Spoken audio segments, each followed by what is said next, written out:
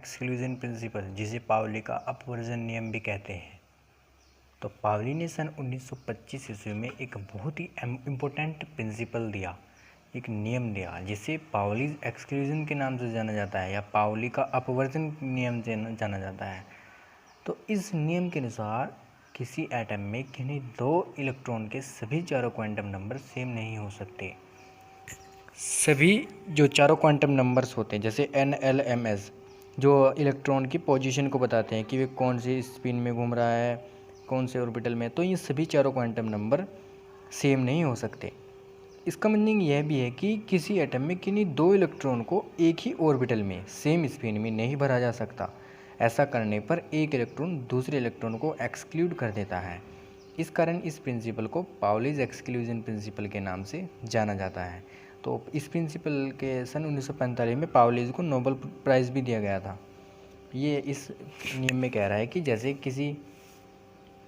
जैसे हम एस के लिए एक ऑर्बिटल बनाते हैं और पी के लिए 3 ऑर्बिटल बनते हैं।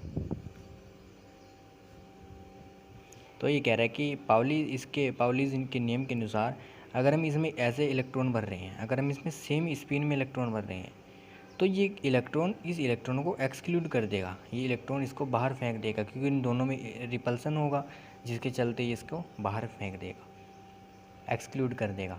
तो पाउली ने इसलिए कहा कि सभी चारों क्वांटम नंबर सेम नहीं हो सकते। अहबो प्रिंसिपल, अहबो वर्ड एक जर्मन वर्ड होता है। इसका मीनिंग बिल्डअप होता है।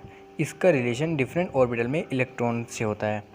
तो अहबो प्रिंसिपल के अनुसार क्या है कि किसी एटम में इलेक्ट्रॉन को ऑर्बिटल के एनर्जी के इंक्रीजिंग ऑर्डर में भरते हैं। मतलब किसी भी एटम में इलेक्ट्रॉन अगर हम भरेंगे तो ऑर्बिटल के एनर्जी के इंक्रीजिंग ऑर्डर, मतलब बढ़ते हुए क्रम में बढ़ते हैं।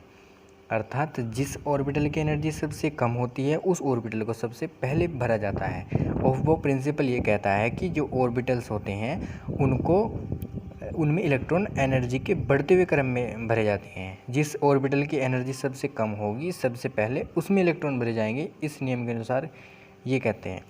तो अगर हमें ये पता करना है कि ऑर्बिटल की एनर्जी किस में ज़्यादा है, किस ऑर्बिटल की एनर्जी कम है, तो ऑर्बिटल की एनर्जी को बोहर बड़ी प्रिंसिपल की हेल्प से एक्सप्लेन किया जाता है। बोहर बड़ी प्रिंसिपल के अनुसार ऑर्बिटल की एनर्जी n+l की वैल्यू के डायरेक्टली प्रोपोर्शनल होती है। मतलब पहले n की वैल्यू निकाल लेंगे, फिर l की उन्हें जो जोड़ेंगे तो वो एनर्जी के डायरेक्टली प्रोपोर्शनल होता है। अर्थात जैसे जैसे n+l का मान बढ़ता है वैसे वैसे ऑर्बिटल की एनर्जी भी बढ़ती जाती है।